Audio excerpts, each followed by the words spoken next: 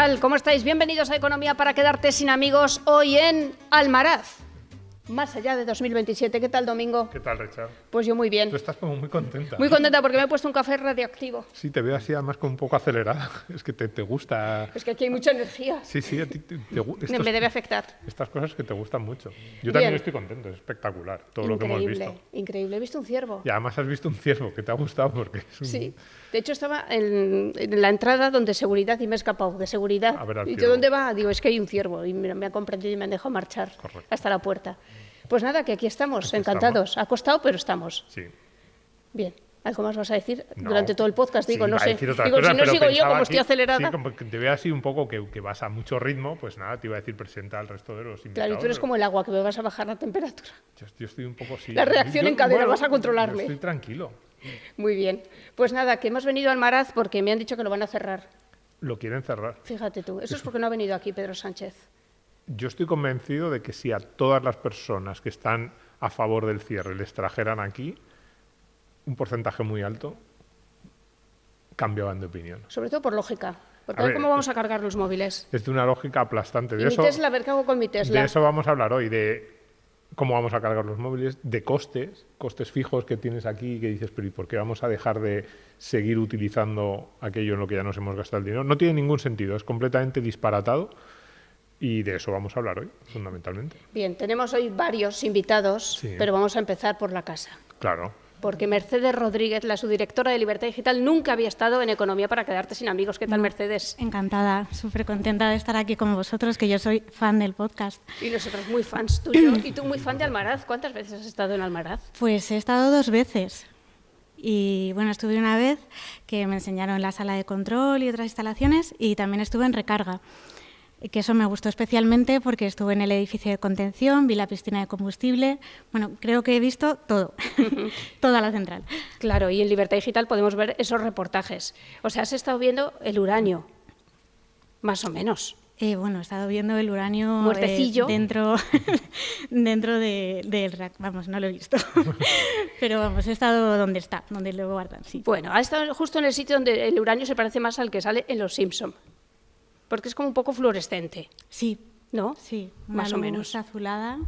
Vemos que este va a ser un programa muy técnico. Sí, ¿verdad? sí. Hombre, ahora Un digo yo poco. que nuestros invitados sí le pondrán esa parte técnica que nosotros periodistas pues no sabemos. queremos saber. Mercedes sí, la parte, yo ahí sí Claro. me gustaría recomendar no solo los reportajes de Almaraz, sino en general todos los reportajes sobre el sector de la energía en sentido amplio y también sobre la nuclear que ha ido haciendo Mercedes en los últimos 2 años y medio, 3 años, muchísimos. Porque además con una línea y con un tipo de información que no siempre sale en los medios, muy interesante. Es una de las cosas que a nosotros nos diferencia en Libertad Digital. Hace mucho tiempo que decidimos, oye, creemos que es muy interesante apoyar un sector que está muy atacado en muchos otros medios, que Energía verde. se desinforma, una energía muy verde, de eso hablaremos, del ciervo, del lago y del entorno que hay aquí, de cómo se puede plantear esto como contrario al medio ambiente, pero vamos a dejar que nuestros invitados, que son los que saben de verdad, hablen, porque son los que nos tienen que contar cómo funciona esto, Claro. cómo funciona la central y si tiene algún sentido que esto se cierre. Están con nosotros Manuel Carreño Suárez, que es jefe de turno de la central de Almaraz y miembro de la plataforma Sí Almaraz, y también Patricia Rubio Oviedo, de la Oficina Técnica de Operaciones. Bienvenidos. Muchas gracias, buenos días. Muchas gracias. Muchas gracias y bienvenidos a vosotros aquí al Almaraz. Bien, 2027 sigue ahí en el horizonte el cierre de Almaraz. Bueno, ahora mismo es la fecha con la que trabajamos. No hay ningún cambio sobre el calendario de cierre ordenado que se pactó en el finales del 2019, principio del 20, y es la fecha que ahora mismo hay sobre la mesa. Pero yo había leído que en el primer trimestre de 2025 quizá podía producirse algún cambio, alguna decisión del Gobierno, que era como una fecha límite incluso, en la que ya luego no había vuelta atrás. ¿Eso es así?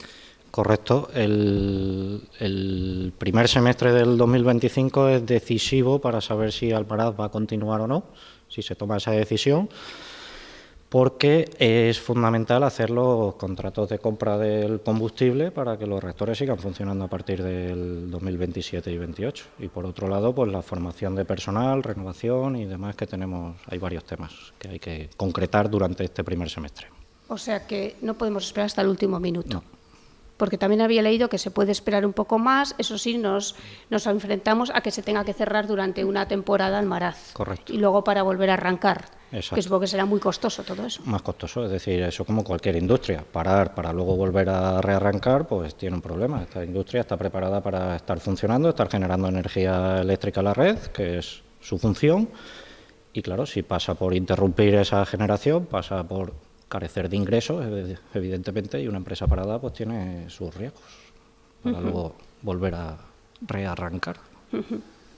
Mercedes, tú que estás un poco al día de lo que dice el gobierno, lo que dicen las empresas, ¿cómo está el calendario? Y no sé si te iba a decir, dales ánimos o diles que está muy mal la cosa, porque estamos en estas semanas clave. ¿De qué se está hablando? ¿Cómo está ahora mismo el tema desde el punto de vista informativo? Pues yo creo que en las últimas semanas, en el último mes, sí que ha habido un cambio. Hay como una acumulación de declaraciones de los propietarios de las eléctricas, de los propietarios de las centrales, que sí que están posicionándose muy claramente a favor de que la energía nuclear tiene que seguir siendo importante en España, tienen que seguir abiertas, hay que luchar por ello, o por lo menos diciendo que hay que sentarse a hablar. Que hay que sentarse con el Gobierno, ver qué condiciones, ver si es posible. Así que, algo sí que diría que se está moviendo. Lo que pasa es que, desde el Gobierno el mensaje sigue siendo el mismo, que hay un plan de cierre ya pactado, que son las empresas las que tienen que pedir oficialmente seguir en marcha, pero vamos, que no han hecho ningún tipo de movimiento para que esto cambie. Correcto. Oficialmente no hay cambios. En la plataforma os han dicho algo, os han dado esperanzas o seguís igual. ¿Habéis cambiado vuestra forma de enfrentaros a esta situación o queréis acelerarlo precisamente porque en teoría, si hemos dicho primer semestre, quedan 2 meses en el momento de esta grabación, poco más? Desde la plataforma damos la bienvenida a cualquier iniciativa que sea a favor de la continuidad de Almaraz, ya sea por parte del Gobierno, por parte del Ministerio, por parte de las empresas propietarias. Como decía Mercedes, las empresas propietarias se han manifestado a favor de la continuidad siempre y en un contexto económico que garantice esa viabilidad económica y a largo plazo. Entonces, damos la bienvenida a toda iniciativa que vaya a favor y, por supuesto, creemos que es necesario un diálogo. Pero en Europa hay un cambio, ¿no?, de tendencia. Teresa Rivera, ahora que está allí, yo la veo más pronuclear que cuando estaba aquí. Bueno, al margen de Teresa Rivera, yo creo que los países miembros de la Unión Europea, pues con la situación que hemos vivido en los últimos años de inestabilidad geopolítica, ¿no? Así es. Empezamos desde el COVID, que quizás se nos olvidan los periodos anteriores y perdemos un poco la noción. Después del COVID como tal, del parón, digamos, que se produjo a nivel mundial, hubo un reinicio de la industria de los países de sobre todo India, China, todos estos empezaron a demandar mucha energía y ahí fue el momento en el que el precio de la electricidad quizá marcó los máximos históricos.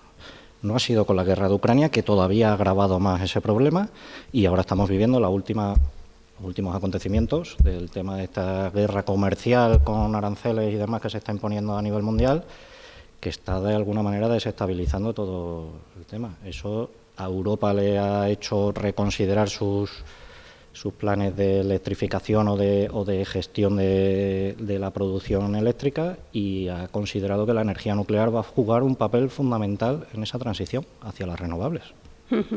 ¿Es peligroso Almaraz? Quiero decir, ¿hay algún criterio técnico para cerrar Almaraz o simplemente ideológico? Almaraz no es peligrosa y no hay ningún criterio técnico que ahora mismo avale que haya que cerrarla. Sí, aquí hay una cuestión que sí que es importante en el debate, lo ha apuntado Patricia. Pues decía, las empresas están dispuestas siempre que haya una rentabilidad económica detrás. Y eso es importante porque una de las formas en las que se ha llevado al sector nuclear, y ahí me gustaría saber vuestra opinión, a una especie de callejón sin salida, es que se han puesto muchas trabas a las empresas para que la operativa de la central sea rentable. Entonces, claro, si tú subes mucho los impuestos, subes mucho las exigencias, llega un momento en el que pueden ser las propias empresas las que en un momento dado digan, pues es que aunque me permitas ampliar, cerrar, claro, ¿no? Es una forma indirecta de cerrar. Entonces a mí eso sí por lo menos apuntarlo, cuidado, no es solo permitir que la central siga abierta hasta 2035, 2040 o cuando sea, sino también generar un entorno regulatorio, legislativo e impositivo que haga viable el día a día de la central. Porque si no, sí, te pueden dejar, pero si vas a perder dinero, pues nadie va a tener la central abierta para perder dinero. Sí, desde las centrales pues se quejan tanto de los impuestos como, por ejemplo, de la gestión de residuos, ¿no? Que cada vez pagáis más por eso. Bueno, la política del gobierno, aunque nosotros no somos expertos en temas impositivos ni tal, sí, pero por lo que vemos, este tipo de industria ha sufrido un incremento notable en los últimos años en los impuestos o prestaciones que aporta. Entonces, a los propietarios eso les hace reconsiderar quizás el tema o plantearse la continuidad con un ajuste, entendemos, de esos temas. Lo tienen en los tribunales, la tasa Enresa, la subida que cometieron hace 2 años, y que bueno, también está sobre la mesa el hecho de que si las centrales continuaran en marcha más tiempo, esa tasa bajaría. O sea, porque pagan por los años que están en operación, por la gestión de los residuos, el desmantelamiento. Así que bueno, el debate pues está ahí. Y claro, lo que se demanda es que se sienten a hablar, que vean si cuadran los números y si es posible hacer cambios y si se puede mantener en marcha unos años para que el sistema no corra riesgos. ¿Cuántos son los años de vida de una central como Almaraz? Actualmente, Almaraz tiene una central gemela que está en Estados Unidos, en el estado de Virginia, que sería una Almaraz americana. Es muy parecida, similar y es nuestra gemela. Actualmente tiene una licencia para operar hasta los 80 años de operación, lo que sería que en Almaraz continuáramos operando hasta 2063. Por lo que Almaraz está en perfectas condiciones para seguir operando, no solo hasta 2030, no solo hasta 2040, sino incluso hasta 2063, como lo va a hacer Northana, efectivamente, otros 40 años. ¿Y qué licencia quiere decir? ¿Que luego se puede renovar o no la licencia o se pueden implementar los cambios tecnológicos que vengan? Claro, nosotros vamos habitualmente, se va renovando la autorización de explotación de la instalación cada 10 años y todo ello lleva asociado unas revisiones por parte del organismo regulador, del Consejo de Seguridad Nuclear, lleva asociada inversiones para mejora tecnológica, mejora de la seguridad y con esas inversiones y esas revisiones se garantiza que la operación de Almaraz es excelente y estamos en perfectas condiciones para continuar hasta el 2063 o otros 40 años más como Northana. Yo creo, fíjate, que hay que cambiar la pregunta. Bien. Pero es como una crítica, Richard. No, tú cámbiame lo que quieras. No, porque siempre planteamos esto de ¿puede seguir abierta Almaraz? Esta es la pregunta como las fechas. Y la pregunta que yo creo que me gustaría haceros es ¿puede cerrar Almaraz? Viniendo hacia aquí, yo venía hablando con Mercedes y esos datos de repente, es que Almaraz genera entre el 7 y el 8% de la electricidad que se consume en España. Correcto. Digo, a ver, esto es una barbaridad. Quiero decir, el 8% de la electricidad que se consume en España. ¿Podemos cerrar la fuente que genera el 8% de la electricidad española? O sea, tenemos que apagar las luces de 1 de cada 12 casas en España, de 1 de cada 12 industrias. Porque 4 millones de hogares. Tenía el dato. Claro, es que es una barbaridad, quiero decir. Por eso digo, no es tanto... a mí me dicen, no, es que la central está de Virginia hasta 2067. Y yo digo, sí, a lo mejor... O sea, ¿Qué suerte tienen? Sí, no, pero que no sé si esta pregunta de ¿puede seguir abierta Almaraz? Mi pregunta es, ¿puede cerrar una central como esta? O sea, generaría... Yo de primera lo que pienso es el caos o los problemas que generaría en el conjunto del sistema serían brutales. Actualmente Almaraz es la instalación que más aporta al sistema eléctrico nacional, o sea, sería perder una fuente vital de ese sistema eléctrico, no solo con la contribución del 7%, sino que da estabilidad a la red. ¿Eso qué significa? Garantiza el suministro a grandes núcleos urbanos, como puede ser Madrid, y garantiza el suministro a nuestras grandes industrias y pequeñas industrias, y también hace que tengamos unos precios de la electricidad competitivos, por lo que el cierre de Almaraz, el prescindir de la energía nuclear a nivel nacional, nos llevaría a una situación complicada desde el punto de vista de garantía de suministro y estabilidad de precios de la electricidad. Bueno, de crecer, que es lo que se lleva ahora. Nos afectaría completamente a nuestra competitividad, vamos.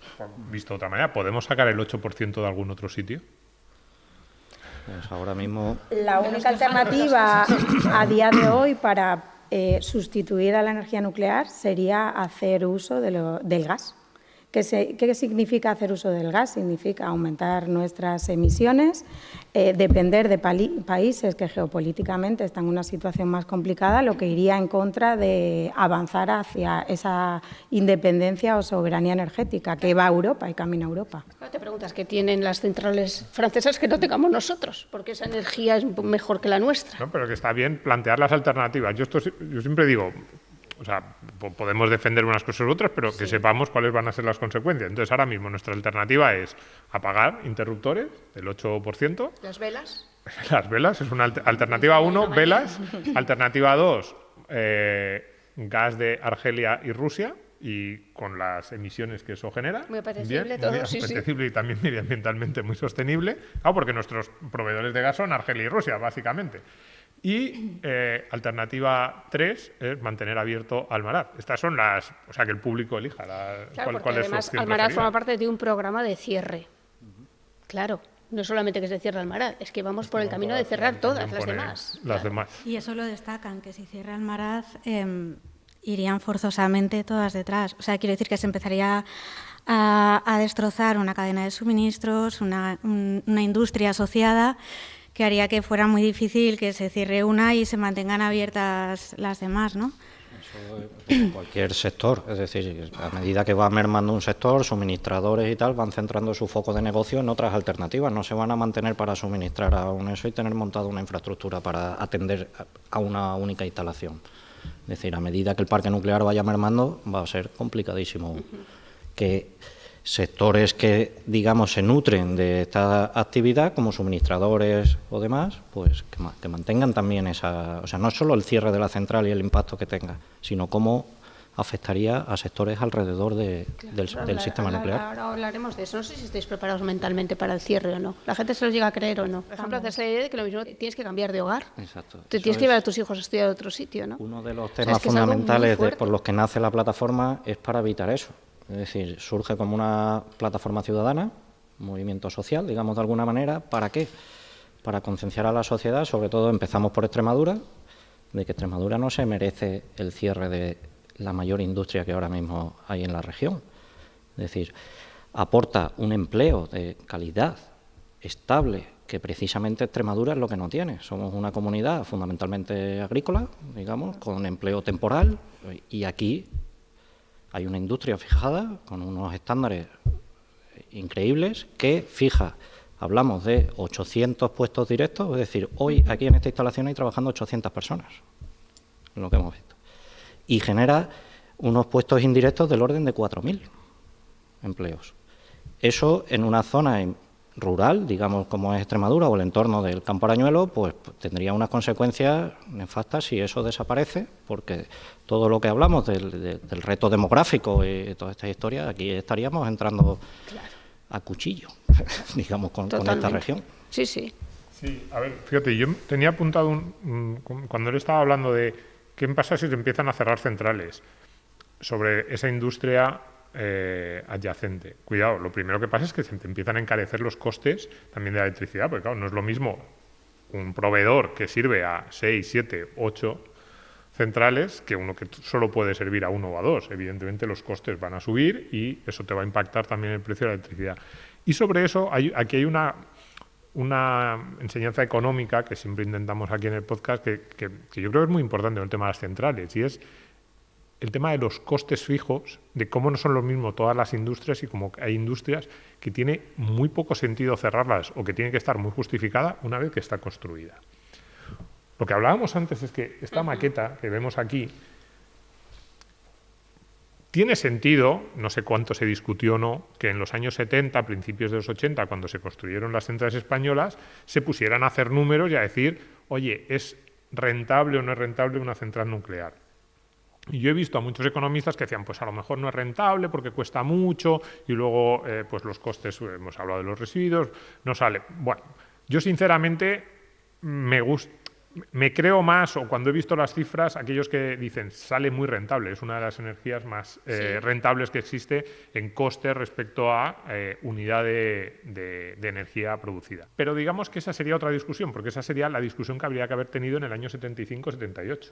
Pero una vez que tú te has metido en este coste, que tú tienes esto hecho, y no solo es ese coste, también vosotros sois un coste para la sociedad. O sea, una vez que hemos formado a esos trabajadores, nos hemos gastado el dinero en que sean los mejores en un sector tan tecnológico, tan avanzado, tan específico, tenemos esa industria. Cerrar esto lo que supone es que todos esos costes se pierden, que dejas de amortizarlos. No es lo mismo amortizar una central en 40 años que en 80. En 80 años tienes muchos más años para hacer que esto sea rentable y esos costes que ya están gastados, porque ya te has gastado el coste, pues a partir de ahora es como gratis, gratis entre comillas, que sigue teniendo sus costes variables, pero claro, tecnológica que evidentemente el coste fijo ya lo tienes y lo único que estás haciendo ahora es con un coste variable muchísimo más bajo, es muchísimo más rentable. Entonces, cada año que esté abierto es un beneficio directo a la sociedad, que por eso digo que tiene que estar muy justificado. Entonces, vosotros desde vuestra perspectiva, que lo veis, ¿qué sentido tiene? ¿Tiene algún sentido económico? Ya decíamos antes, desde el punto de vista tecnológico parece que no hay mucho. Desde el punto de vista económico, ¿qué sentido tiene cerrar esto? ¿Qué se haría con todo esto? ¿Se perdería simplemente? Sentido económico no tiene, no hay sentido económico a cerrar una industria que es pionera, que está funcionando en perfectas condiciones y, como decía Manuel, es el motor socioeconómico no solo de Campo Arañuelo, sino la mayor industria de Extremadura. Dependen 4.000 puestos de trabajo, pero a la vez sostiene un tejido empresarial de proveedores, empresas de servicios, que se perdería en el momento que pusiéramos fin a nuestra actividad. Entonces, el coste de cerrar Almaraz es inmenso y mucho mayor a la de seguir operando. Y un coste que hay que tener en cuenta que repercutiría, ya hay estudios hechos de cómo repercutiría en el precio de los hogares y de la industria. Es decir, estamos hablando de que en los hogares se calcula el cierre del parque nuclear, que tendría un impacto de en torno a los 20-25%, o sea que eso supone un incremento. Y en la industria algo más, hablaban del orden del 30 y algo, que haría que esas industrias sean menos competitivas también. Es decir, ya no solo hay que focalizarlo en región y tal, sino en los ámbitos económicos de nivel general y de los intereses del país. Y hablando de que Almaraz tiene 41 años, ¿no? Ahora mismo, y quizá no se sepa, la gente no sepa que realmente hay equipos muy importantes que no tienen tantos años, que son mucho más nuevos. Quiero decir, que no se perdería una instalación que tiene una edad mucho menor en realidad, ¿no?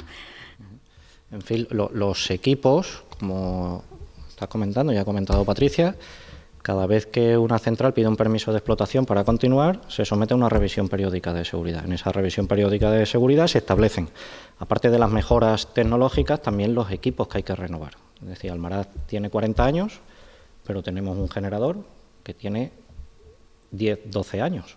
Es decir, se sustituyó el generador, se sustituyeron el generador eléctrico. Y se podría hacer en marcha otros 15 o 20 Exacto. más. Y si no, se sustituiría, igual que en su momento se valoró, se vuelve a cambiar. Se han sustituido equipos de refrigeración, se han sustituido generadores de vapor, es decir, Almaraz está transformadores eléctricos, todo. Almaraz es una central, precisamente por eso es segura y es una referencia a nivel mundial, que todos los organismos que se encargan de velar por la seguridad nuclear a nivel internacional avalan que Almaraz es un referente a nivel de seguridad, precisamente por la actualización que tiene y la renovación de los equipos. Un premio Guano o clasificación Guano, ¿cómo Guano se es llama? O algo así, tenía yo apuntado. Sí, hay que aclarar un poco porque hablamos de Guano y parece que no. Es la Asociación Mundial de los Operadores de Centrales Nucleares. Es decir, es un organismo que vela por que todas las centrales nucleares, tiene sedes en Shanghái, en París, en Atlanta, que vela porque todo el parque nuclear cumpla unos estándares muy rigurosos de seguridad. Y hace unas calificaciones en función, pues, de las prácticas de todo, de mantenimiento, de gestión del personal, de actividades diarias, de planificación a futuro y tal. Y sobre ese ranking, Almaraz está en el número 1, es decir, está en el top 10 de las centrales a nivel mundial. Pues nos lo cargamos y ya está. Y nos lo cargamos. Sería perder un activo valiosísimo. Claro, es que es absurdo. Por Que eso. somos los primeros Somos los en eso, o sea, y lo queremos cerrar, ¿no? Y que tenemos Es muy español eso. Pero Sí, un poco. Pero esa pregunta que tú decías, que los equipos están nuevos, pues los estás tirando. Es como Claro. el que tiene un coche que se ha comprado hace 2 años, hoy está nuevo y ya ni siquiera es que lo vaya a cambiar, es que voy a coger el coche y no lo voy a utilizar más. Y dices, hombre, pero yo qué Que sé, te lo prohíbas. por lo menos hasta que ya no pueda arrancar el coche sigue utilizando, pero ese es un dinero que te has gastado y que si ya el coche lo tiras a la basura, lo pierdes. Pues eso es lo que estamos haciendo con las centrales, que no tiene ningún sentido. Almaraz, a día de hoy, como comentaba Mercedes, está en mejores condiciones que el día que empezamos a funcionar. Anualmente se hacen inversiones de 50 millones de euros, todo enfocado a actualizaciones tecnológicas, mejoras de seguridad, renovación de equipos. Entonces está en mejores condiciones que allí en los años 80 cuando empezamos a operar. Bueno, yo quiero saber cómo funciona una central nuclear. Sí, yo también lo tengo. Aquí, ¿tú quieres saber qué Quiero quieres saber ponerme como un mono cosas de raras? esos. ¿De dónde viene el uranio? Me dice antes, es que yo les tengo que preguntar de dónde viene el uranio. Digo, Claro, ¿qué- si qué- van a la mina con unas pinzas así lo sacan. Es que siempre Lo tienes cogen. como dudas muy raras, ¿no? Pero contestarle a Richard, ¿de dónde viene, de dónde sacáis el uranio? ¿Quién lo trae? Lo trae un señor ahí de... Bueno. Lo tengo en mi casa. Iba a decir una marca de estas, de transporte, que trae aquí en la furgoneta y os lo deja. El funcionamiento, voy a empezar por el final porque quizá es un poco la cadena. El funcionamiento, como todos sabemos, una central nuclear, el caso de Almaraz, está destinada a la generación eléctrica para aportarla al sistema nacional, a la red de distribución. ¿Cómo generamos esa energía eléctrica? Pues a través de un generador eléctrico que es accionado por una turbina de vapor, ¿vale? Hasta ahí, convencional. Igual que una central térmica, muy similar a una central de ciclo combinado y tal. ¿Cómo generamos el vapor que acciona esas turbinas? Ahí es donde está la diferencia, ¿no? Pues bien, se genera a través de una reacción nuclear, que es de carácter exotérmico, eso es un término un poco Normal. científico, pero ¿qué quiere decir eso? Que es una reacción de desprendimiento de calor. Generamos calor a través de la ruptura de los átomos de uranio, que es la fusión, la fisión de los átomos de uranio. Eso se encuentra dentro del reactor, a partir de ahí generamos la energía, el calor, que alimentamos a unos generadores de vapor y ese vapor es el que acciona la turbina y a partir de ahí convencional.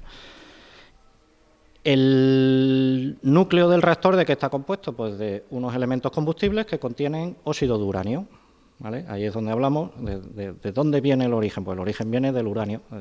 Ese uranio, ¿de dónde se provee a Almaraz? Pues a través de la fábrica que tenemos en Salamanca, de Juzgado, que es donde se fabrican los elementos combustibles que, como hemos hablado, la fabricación de ese elemento, ahí hemos visto antes Sí. una maqueta y una Que representación yo de un me daba elemento un poco de combustible. decepción porque digo, si es negro el uranio. Es un mineral. que era o sea, fosforito. claro.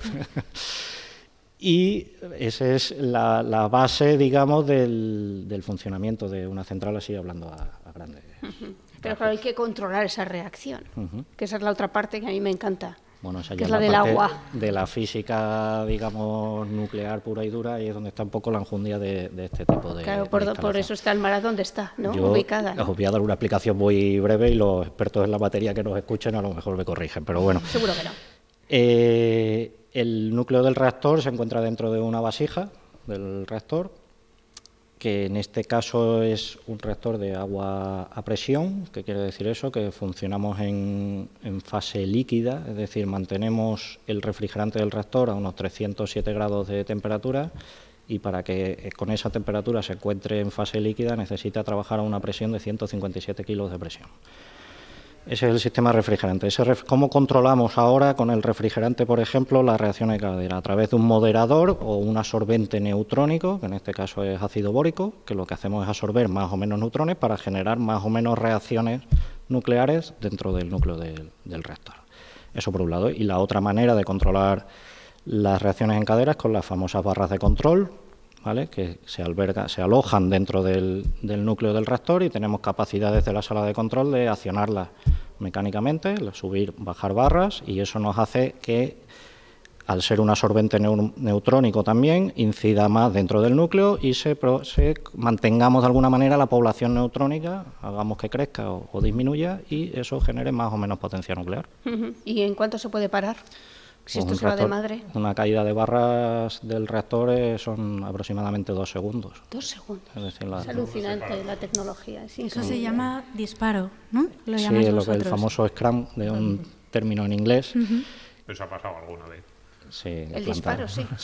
Pero el disparo es algo que suena así muy tal. El disparo es la protección. Lo que nos gustan los periodistas, ya Claro, sabes. sí, pero para que todo el mundo esté tranquilo, el disparo es cómo se protege el reactor. Es decir, un reactor es seguro porque intrínsecamente es seguro. Él mismo se protege, aunque se comande, digamos, de alguna manera desde la sala de control, pero él solo, un aumento de temperatura haría que disminuyese la reacción en cadena.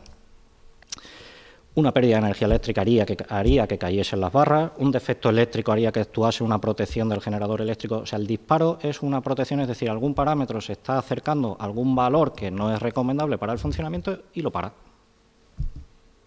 O sea, es algo que ha autoprotegido, digamos, de alguna manera. Aunque nos den los mandos a ti y a mí, Richard. No. Yo según llego disparo. O sea, tengo que hacer algo así. Por ver qué pasa. Disruptivo. Pero, a ver, sobre de dónde viene el uranio, sí. Que ya ha quedado claro. ¿Te ha gustado mi pregunta? Sí, no, porque es muy importante desde el punto de vista económico. Tú te quedas aquí en esta pregunta así un poco rara de y tengo más. Cómo funcionan. A mí me gusta la parte económica. ¿Por qué? Porque hemos hablado antes de las alternativas a la central.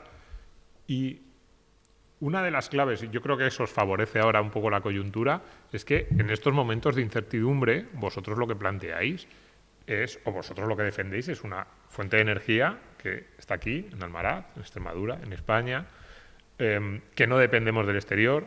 Tú creo que has dicho antes, no sé si fiable o cuál ha sido segura, fiable, esa tecnología de respaldo, alta disponibilidad. Es decir, tiene todas las características, ya no solo que son positivas en sentido general, digamos, en una época de normalidad, sino que en un momento de relativa incertidumbre como vivimos, todavía refuerza más las cosas buenas de Almaraz y hace más incomprensible que alguien se plantee cerrarlo, ¿no? Porque estamos en un momento, dices, oiga, precisamente en el entorno geopolítico, incluso económico que estamos viendo en los últimos años, perder una fuente de energía que tú tienes tan controlada, entre comillas, frente a otras que dependes de otros, tiene todavía menos sentido. No tiene sentido ninguno y en la situación geopolítica actual es menos comprensible porque nos haría ser más dependientes del exterior, nos llevaría, como comentaba Manuel, a un aumento en los precios de la electricidad, no solo de todos los ciudadanos en el consumo doméstico, sino a nuestra industria. Unos precios de la electricidad más altos para nuestra industria que nos restarían competitividad y pondrían en riesgo esa fijación de industria en nuestro país, pudiéndose ir a otros países donde los precios de electricidad y costes de producción fueran más eficientes. Digamos que la energía nuclear, bueno, y también... Claro, porque es que es verdad que a veces, yo no sé si en verano nos afectó, por ejemplo, un fallo en una central francesa, ¿os acordáis de eso? En verano. Sí. O sea, al final nos afectan cosas que pasan en otros países. Eso fue un incendio forestal, que afectó a un tendido eléctrico, a la interconexión que tiene España con Francia. Y fue por un hidroavión que impactó contra el tendido eléctrico, actuaron las protecciones, hubo un accidente allí, que evidentemente aquello fue desastroso para los del avión, pero de repente se cortaron 3.000 megavatios, estamos hablando casi algo más de la capacidad de Almaraz, 3.000 megavatios se interrumpieron de golpe en el suministro que Francia en ese momento nos estaba dando a España. Eso provocó un desfase entre la generación y la demanda. Vosotros que sois economistas, en ese desfase, digamos, de alguna manera, hubo un desequilibrio que pasó, que la generación del país le costó mucho mantener la tensión. Hubo que, en algún momento, el operador de la red tuvo que desconectar a algunos consumidores para que la tensión de la red no cayese y la frecuencia, y eso provocase un apagón, digamos, de alguna manera, porque los sistemas no serían capaces. Almaraz y el parque nuclear, en general, jugó un papel importantísimo en ese evento, porque somos sistemas de generación que tenemos capacidad de elevar la tensión de la red. Es decir, desde aquí, como ha comentado Patricia, ¿por qué es importante la generación nuclear? Porque damos estabilidad a la red, claro. O sea, somos capaces de no alterar. Es un una placa, claro. Exacto. Nosotros tenemos la capacidad desde Almaraz de elevar la tensión en ese caso, que era lo que hacía falta, porque el sistema hacia abajo. Qué bueno. Que eso creo que también se vivió durante la DANA, ¿no? Que hubo, bueno, eso ocurrió durante la DANA. Ha ocurrido últimamente en varios hechos. Uno en la DANA de Valencia, porque el tendido eléctrico empezó a caer, se empezaron a desconectar consumidores. Ahí fue el efecto inverso. La central de Cofrentes, en ese caso, fue la que, digamos, de alguna manera mantuvo los parámetros de funcionamiento de la red a través de su regulación de los generadores. Y en diciembre tuvimos un episodio, no sé si recordáis, de activación de lo que llaman el sistema de respuesta activa a la demanda. ¿Qué ocurre? Era un mes en el que estaba haciendo bastante frío, el consumo era muy elevado, la aportación de la renovable en ese momento era bastante deficitaria porque la fotovoltaica en esos meses aporta poco. Cuando vienen los grandes anticiclones estos y las olas de frío, el viento no se mueve, es decir, no hay viento y no aporta la energía eólica y estábamos manteniendo la red, digamos, de alguna manera con nucleares y ciclos combinados con gas. ¿Qué ocurrió? ASCO estaba parado por recarga un grupo y hubo una anomalía en el funcionamiento del otro grupo y disparó. Entonces se volvió a producir un desfase en la red. Eso ocurrió hasta en 2 ocasiones, en creo que un periodo de 3 días. Y los grandes consumidores los empiezan a desconectar. Y eso es algo que va a pasar más, claro, probablemente. Los grandes consumidores no es Richard, porque puso la plancha esta del pelo, porque además a ti te da igual la hora que sea, tú lo enchufas. No, los grandes consumidores son la industria. Hubo días en que hubo que parar determinadas plantas en España con el impacto que eso tiene desde el punto de vista económico. Yo creo que el público en general no es muy consciente de esto. Se ha informado algo, se ha escrito algo, pero no mucho, Mercedes. A mí me da la sensación de que esto ha pasado como una especie de segundo plano informativo. No interesa. No se ha escrito mucho y bueno, desde Red Eléctrica tampoco se informa demasiado. Bueno, se dice que es algo normal, que es verdad, que está contemplado en el sistema, pero bueno, que tampoco deberíamos tomarnos como algo normal que pasen estas cosas y además sin necesidad, porque esto ha pasado porque ASCO no estaba funcionando. Pues cuando empiecen a parar de verdad para siempre las centrales, probablemente haya más incidencias y de hecho hay un informe de Red Eléctrica de hace unos meses que mandó a la CNMV en el que ya se contemplaba, se decía abiertamente que en los próximos años hay más riesgos de incidentes operacionales, es decir, de que ocurran cosas como las que pasaron en diciembre, pasaron en junio, en fin, que es un riesgo serio que está ahí y que es por un capricho a veces, parece. No, es que es un capricho. Yo ahí me gustaría preguntaros a vosotros como expertos. A mí me da la sensación de que lo mejor que tiene el sistema eléctrico español es que es extremadamente fiable. Nosotros somos niños de los 80 y en los 80, no digo que pasara todas las veces, pero a veces iba la luz en casa. Mi madre tenía velas y esto ocurría a veces y de repente se iba la luz. Esto, mis hijos no se lo imaginan, una pasa en su vida y nosotros yo creo que no tenemos velas en casa, más allá de estas que pones para que huelan bien. Sí, estas. Pero mi madre tenía velas de, oye, si se va la luz hay que encender esto. Que nunca aparecía ni el mechero ni nada. Exactamente. Te dabas 3 golpes y luego ya. Y eso en España hace 25 o 30 años que no pasa nunca. Es como, oye, ¿cuándo nos ha pasado esto en casa? Es que no recordamos. Un día hay una avería y en un barrio de Madrid hay un problema y es como algo muy excepcional o en algún otro sitio. Pero en otros lugares del mundo sí ha pasado. De repente hemos leído noticias que en California han tenido problemas de suministro, que en otras zonas, digo ricas, no estemos pensando en un país del tercer mundo. Entonces, lo mejor que tiene el sistema español es exactamente esto, que es extraordinariamente fiable para el consumidor final, tanto doméstico como industrial. Es verdad, mi sensación es que esa fiabilidad la aporta especialmente la nuclear. Entonces, cerrar las nucleares lo que nos expone es sobre todo a este riesgo, a que, oye, de repente un día suceden varios imprevistos, probablemente en un día normal no ocurra, pero un día que si hay poco viento, que si hay poca luz, que si... y de repente tienes que estar bajando interruptores. ¿Es así? ¿Es la nuclear la que aporta esa fiabilidad? Pues en el sistema eléctrico que tenemos, las centrales nucleares que aportan ese 20% que estamos hablando de la demanda eléctrica, la hacen de forma continua, es decir, durante 24 horas al día, durante todo el año. Y con la capacidad que he comentado antes de poder regular la tensión y la frecuencia de la red. Es decir, de alguna manera mantenemos eso. Por eso son centrales que llaman de generación de base. Es decir, nosotros funcionamos dentro de lo que es una curva de demanda a producción, nosotros ocupamos la parte de abajo siempre en continuo durante todo el año. El resto de centrales pues entran el gas para sustituir a lo mejor los picos en el momento de más consumo, en fin, la fotovoltaica cuando entra por su programa horario que tiene con las horas de sol y la eólica cuando tiene su eso. O sea que España ahora mismo, tal y como estamos, incluyendo los grupos nucleares, tenemos un sistema eléctrico muy versátil, es decir, para afrontar eso. Si sustituimos las centrales nucleares, esa generación base, va a haber que sustituirla de alguna manera con generación, como hemos comentado antes, de gas, que también dan estabilidad al sistema, porque también tienen capacidad de controlar, digamos, estabilizar la tensión y la frecuencia. Claro. Pero con el inconveniente que estamos hablando, por un lado, dos, el suministro, el encarecimiento, digamos, de alguna manera de la factura, por dos motivos. Primero, porque el gas cuesta más dinero, de alguna manera, y porque tienen unas tasas de emisión de CO2 que tienen que abonar cada vez que están generando. Es decir, que las nucleares no lo tienen.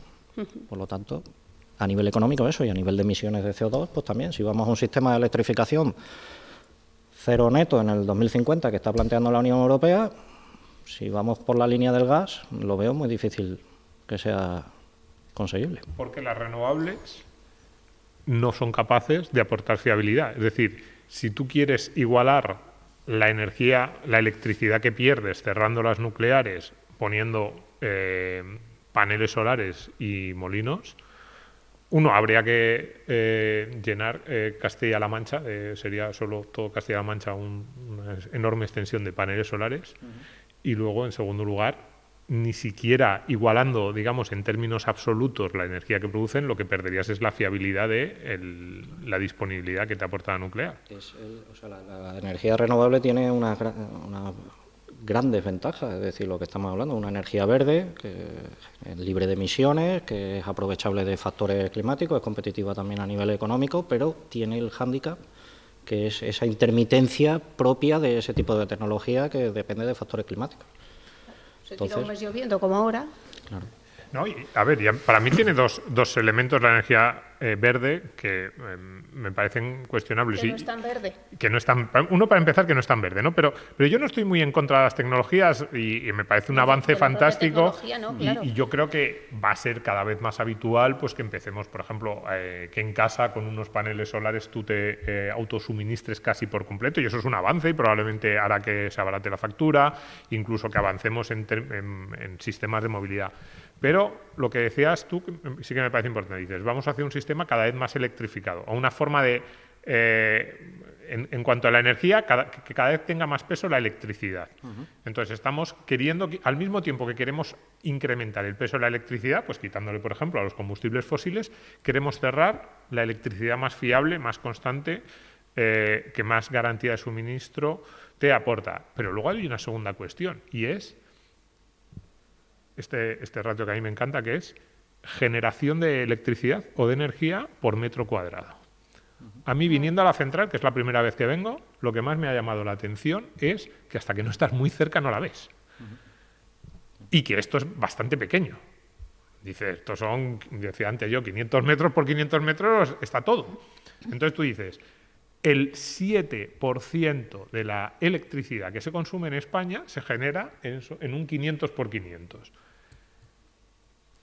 ¿Cuál sería el equivalente de ese 7% en términos de paneles solares o de molinos? Yo decía antes, es que tendríamos que toda Castilla-La Mancha, pero que me perdonen los de Castilla-La Mancha, sino pues todo Aragón o todo Andalucía, no sé. O sea, la extensión de terreno a la que tendríamos que dedicar para igualar en términos de renovables frente a lo que esto genera en un 500 por 500, es que sería brutal. Entonces, digo, desde el punto de vista del impacto medioambiental, también miremos eso. Eso también es impacto medioambiental. ¿Cuánto silicio, acero, yo qué sé, no sé de qué están hechos los paneles solares y los molinos, pero cuántos de esos materiales necesitaríamos y cuánta extensión de terreno necesitaremos? Yo no sé si vosotros tenéis esos cálculos, pero es que me parece que sería algo disparatado respecto a lo concentrado que está esto para la cantidad de electricidad que generáis. Sí, esa es la pregunta que nos hacemos todos, es decir, la energía fotovoltaica necesita extensión, evidentemente, para Sí, aquí cerca hemos visto también unos paneles muy grandes, solares, sí, viniendo. Hay bastantes instalaciones alrededor porque tenemos un parque eléctrico, digamos, para la distribución a nivel nacional importante, entonces aprovechan la proximidad para instalar ese tipo de instalaciones próximos al parque eléctrico. Y se necesitaría una extensión muy amplia, pero además siempre necesitaríamos una energía de respaldo, porque al final una fuente de energía renovable que tiene muchísimos beneficios, y yo creo que personalmente creo que es muy importante contar con ellas dentro del mix energético, pero siempre tenemos que tener una energía de respaldo, como puede ser la nuclear, puede ser otra opción, el gas, como hemos comentado, o cuando seamos capaces de desarrollar esas nuevas instalaciones o capacidad de almacenamiento, pues será otra opción, pero tenemos que contar con un respaldo. Claro, hoy por hoy ellas pueden existir porque existís vosotros, claro, así es. Somos 800... piezas perfectas, que encajamos perfectamente. Decís 800 trabajadores, ¿no? ¿Y qué hacen? ¿Todos van ahí al núcleo a verlo? No. Almaraz, ¿Qué profesiones hay aquí en Almaraz? Tenemos de todo, tenemos ingenieros industriales, evidentemente, informáticos, hay químicos, o sea, es una industria que requiere un abanico muy amplio de cualificaciones. Yo creo que una característica muy importante es que en una zona en Extremadura, en esta zona donde el riesgo de despoblación está presente, la central nuclear de Almaraz es una fuente de generación de empleo y empleo de calidad, porque son empleos cualificados, de larga duración, y no solo los que trabajamos aquí, que hay todo tipo de perfiles como en cualquier industria, sino todo lo que se genera alrededor. Vosotros vivís aquí, con las familias, gente joven, o sea, con sus familias que se ha venido aquí a vivir. Es la vida la vida del entorno, la vida del Campo Arañuelo se la da la central y este motor económico en el que estamos. Sois de aquí vosotros, o sea, quiero decir, si no existiera Almaraz, vosotros probablemente estaríais trabajando, o sea, habríais tenido que emigrar a otra región con vuestras familias. O sea, Extremadura no ofrece muchas alternativas para personal con una cualificación que a lo mejor pues, nos tendremos que ir, evidentemente. Eso aquí es no. una pérdida de capital capital humano. Sí. Claro. Cerrar esto es tirar a la basura todo el dinero que te has gastado y que todavía tendría una vida útil. Pues es tirar a la basura todo el dinero que casi dicen, desde el punto de vista social, el país se ha gastado en todos esos trabajadores, en toda esa industria de muy alto valor añadido, es capital humano que le estás diciendo vete de Extremadura y a lo mejor vete de España, porque claro, muchos de ellos, antes estábamos hablando de esta es una industria que en el resto de Europa sí está creciendo, entonces le estás diciendo a algunos de tus mejores trabajadores, de tu personal más cualificado, aquí no te queremos, vete a buscar a ver si en Finlandia están abriendo centrales nucleares que las están abriendo, o en Polonia o en Alemania. Es que, no son unos bueno, buenos no, en Alemania sueldos, no. que no son sueldos en Alemania que... en Alemania se lo están Se lo están pensando, se están arrepintiendo. Que eso convierte ahora mismo a España en un caso único en el mundo, que tiene un parque nuclear y lo quiere cerrar. Alemania ya lo hizo, pero es que ahora... o sea, es dudoso que lo consigan, pero bueno, es que ahora se está hablando de si es posible económicamente volver a abrir algunas, por lo menos las últimas que se cerraron. Y aquí, sentido contrario total, o sea, ya soledad absoluta. ¿Qué os dicen? Porque aquí hay un tema muy importante, ya no solo la central y vuestros puestos de trabajo, sino todo lo que esto genera. Los alcaldes, diputaciones, me intuyo que el gobierno regional también, de cualquier signo político están en que esto se mantenga. Porque, decías antes, 800, nosotros aquí se llama economía para quedarte sin amigos, siempre decimos algo incorrecto, que vamos, no sé si ellos lo querrán que lo decimos, yo digo aquí 800 trabajadores de los buenos y de los que cobran, claro, ellos van a decir, no, menos de lo que merecemos, sí, claro, pero sueldos bastante por encima de la media nacional y por encima de la media regional, que está muy bien, es el tipo de sector de alta cualificación y alto valor añadido que más echamos en falta en la economía española. Entonces, claro, en una comarca como esta, esos 800 y los 4.000 adyacentes, es que es una barbaridad. Es de una comarca viva, probablemente que sea algo real. A raíz de esto, claro. Todo el desarrollo, tejido empresarial, servicios, comercios, restauración, todo se nutre de la central nuclear de Almaraz. Si la central no lograra su continuidad, toda esa actividad se vería mermada de manera significativa. Además, como este gobierno también va contra el turismo, porque también lo vemos como si fueran invasores, pues a ver qué hacemos también, porque no hay turismo. Aquí cerca está Isla Valdecañas, que tenemos que dedicarle un programa también a Isla Valdecañas, al cierre de Isla Valdecañas, que es más o menos igual de absurdo que el de la central. Pero sí, es decir, porque esto ya se ha vivido, ya ha habido alguna zona en España en la que ha habido un proceso similar y cuáles han sido las consecuencias de un cierre como este. Pues yo las que conozco son la central nuclear de Zorita, José Cabrera, que se llamaba, fue la primera central que se construyó en este país. Y esa zona es digna de ir a ver. Yo cuando estuve allí en el 2016, que ya estaba muy avanzado el desmantelamiento, las poblaciones limítrofes a donde estaba el emplazamiento de la central, veías un montón de locales vacíos, se alquila, se vende, sobre todo restauración, comercio. Fundamentalmente, claro, donde hay población, pues hay ese tipo de servicios. En el momento que la población desaparece, porque allí ya no había alternativa al empleo, pues la gente se fue y todo lo que se genera, esa economía, digamos, que se genera alrededor de estos núcleos, pues cae, evidentemente. Ahora está en proceso de desmantelamiento Garoña y va por el mismo camino. En la zona del Valle de Tobalina, en Burgos, pues va... Pues para vuestro tipo de empleo... Perdona, Patricia.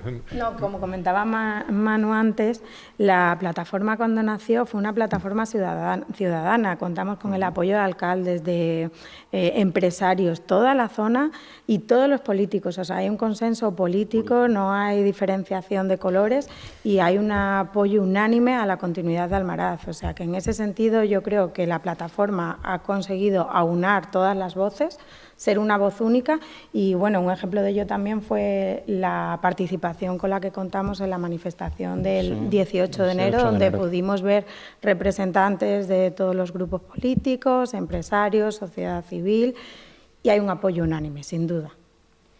Y mira, Sánchez yo creo que también, porque en la última rueda de prensa compareció con un eslogan detrás que ponía «Compra lo tuyo, defiende lo nuestro».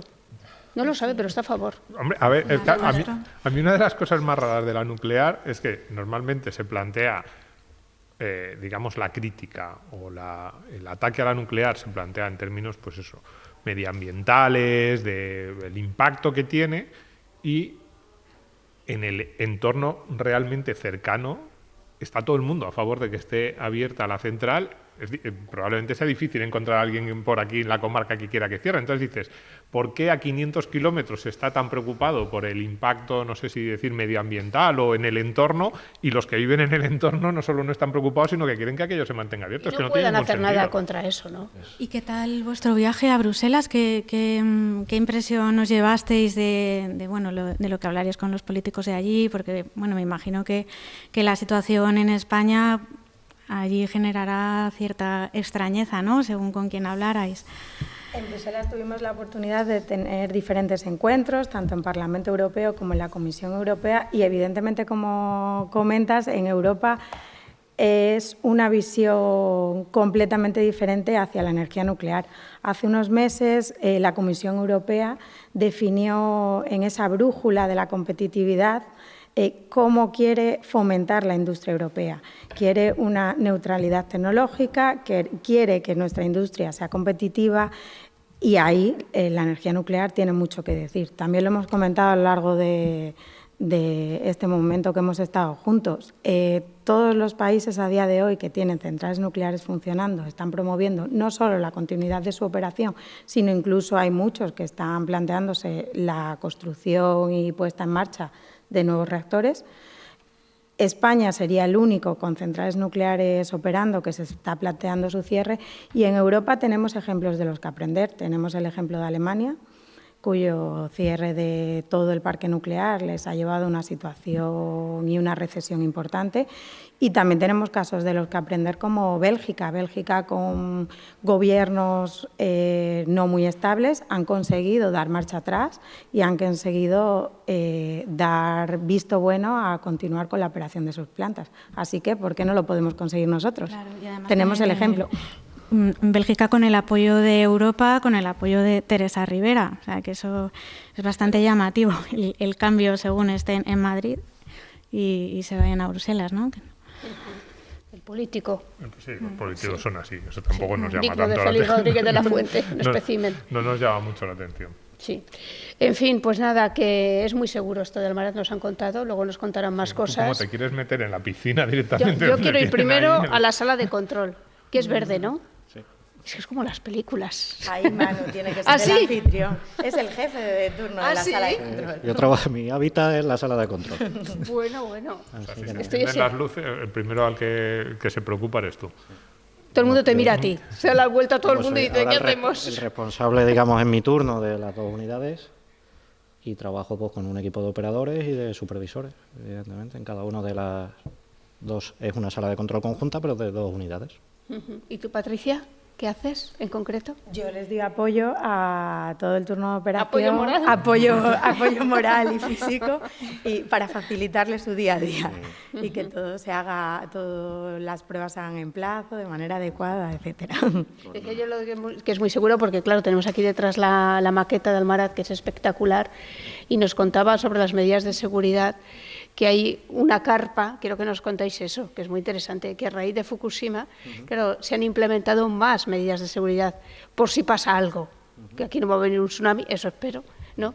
Pero con todo y eso lo tenéis previsto, que es que hay unos gastos añadidos, el por si acaso, y además tenéis dos de todo, que es como hago yo la maleta cuando me voy de vacaciones, el por si acaso. Complicado. Después del accidente que ocurrió en Fukushima, ¿no? Que sabemos que hubo un terremoto con el posterior tsunami, la catástrofe, digamos, de envergadura natural que devastó toda la costa de Japón. Se vieron afectadas una serie de centrales, sabemos por los accidentes en Fukushima, y derivado de eso, el sector, eso que hablábamos de WANO, de la Asociación Mundial de los Operadores, dijo, oiga, hay que poner las medidas por si en otras centrales son lecciones aprendidas, es decir, de alguna manera hay que implantar, hay que ir más allá en la seguridad, es decir, no solo en los diseños originales de los accidentes previstos y cómo respondemos ante ellos con toda eso que estábamos comentando de redundancias o de duplicidad a la hora de tener todos los canales, cuanto más variedad tengas, eres más seguro, pues se llegó a nivel sectorial, mundial, de implantar una serie de mejoras, digamos, que fueron en este caso con equipos portátiles, que es lo que hemos comentado de la carpa famosa, están protegidos por una carpa, y ahí tenemos equipos con los que podríamos, en caso de un accidente que llamamos más allá de las bases de diseño, con un daño extenso a la instalación, que es lo que ocurrió en Fukushima, mantener en todo momento la refrigeración de los reactores y de las piscinas de combustible gastado. Y luego hay una tercera opción que está en Madrid. Y luego disponemos, el sector tiene en Madrid, en un emplazamiento ubicado, componentes similares a los que tenemos en cada una de las centrales, porque todas las centrales tenemos nuestros equipos portátiles, y en Madrid hay una sede donde se dispone de equipos para trasladar a cualquiera de las centrales en caso de necesidad también. O sea, una redundancia más de lo que es la seguridad. Aquí es todo seguridad, seguridad, seguridad. Hay que luchar contra la ley de Murphy, Sí, al final, por en si nuestra acaso, vida, pase claro. lo que pase. ¿Tú qué pasa? ¿Yo qué? No te pega nada llevar como muchas cosas en el equipaje por si acaso falla algo. Te ¿Ah, no? pega llegar al sitio y decir, se me ha olvidado todo esto. ¿A que sí, Mercedes? Le pega muchísimo. Yo también me he cuando ha quedado dicho, no, pensando. yo voy siempre como muy seguro y llevo siempre de todo. He dicho, eso no es verdad. Tú eres lo contrario de una central nuclear. Te Voy a pega... confesar, y es que hago la maleta 5 minutos antes, y como no hay previsión ninguna, Me metes digo, todo. pues meto todo, ya por si acaso. Vale, Para vale. cubrir Eso todo. te pega más. Eso Claro, te pega más. claro. Bien. En fin, pues nada, que un placer haber estado con vosotros. Manuel Carreño Suárez, jefe de turno de la central de Almaraz, y también Patricia Rubio Oviedo, de la Oficina Técnica de Operaciones. Muchísimas gracias a los dos. Muchísimas Muchas gracias. gracias a Interesante. vosotros y- Mucha suerte, que hay que conseguirlo. La opinión pública es lo único que cambia una mentalidad política. Sí, a los políticos lo único que les interesa es eso, es el peso de la opinión pública y además de verdad. Es decir, yo creo que el cierre de las centrales no tiene ningún tipo de sentido tecnológico, no tiene ningún tipo de sentido en el sistema eléctrico, en el mix energético, no tiene ningún sentido desde el punto de vista de seguridad o de otros elementos que hayamos podido hablar aquí. Solo tiene una lógica y es que durante muchos años en España, por alguna razón rara que yo no acabo de entender, la energía nuclear tenía muy mala prensa. tenía muy mala imagen en la opinión pública y el político pensaba que cerrar las centrales le garantizaba votos o desde luego no le dañaba electoralmente. Yo creo que sí, pero yo creo que la razón por la que en España nos hemos metido en este jardín, en este problema, es porque el político medio pensaba que apoyar la energía nuclear era negativo desde un punto de vista electoral. Por eso son tan importantes, yo creo, darle la voz a los que saben mucho, como Manuel y Patricia, y porque yo creo que eso está cambiando. Yo creo que la mejor noticia, fíjate, no es de nuevo ni económica, ni de energía, sino que está cambiando la opinión pública. Cada vez hay más gente que dice no tiene ningún sentido cerrar esto, no tiene ningún sentido que 2 trabajadores de primera, de los que más falta nos hacen en España, ellos y sus 800 compañeros, se tengan que buscar trabajo quizás en otro sitio. Es que no tiene ninguna lógica en la situación actual económica española. Y ya tengo pensado cómo vamos a recibir a Pedro Sánchez para que venga aquí. Sí, voy a Tú convocar a los también vas a ciervos. estar aquí Voy a convocar a los ciervos, que nos lo esperamos allí todos. Porque cuando ve a los ciervos dice, por favor, esto tiene que continuar. Le va a gustar, claro, ¿no? que es más de Bambi, ya lo sabemos. Una foto con ellos, sí. Mercedes Rodríguez, muchas gracias. Muchísimas gracias a vosotros. Encantada. Repetirás, ¿no? En Economía para quedarte sin amigos. Me encantaría. Muy bien. Pues nada, Domingo, Pues yo voy a nada. seguir con mi café radioactivo. Me está bien. sentando fenomenal. Perfecto. Y ahora que nos enseñen esto, ¿no? Y cómo funciona. Hombre, Así que estás yo quiero superinteresada. ponerme un traje y la salsa verde, aunque sea oler los botones. Venga. No voy a tocar nada. Lo prometo. Muchas gracias a todos. Muchas gracias a vosotros. Muchas gracias.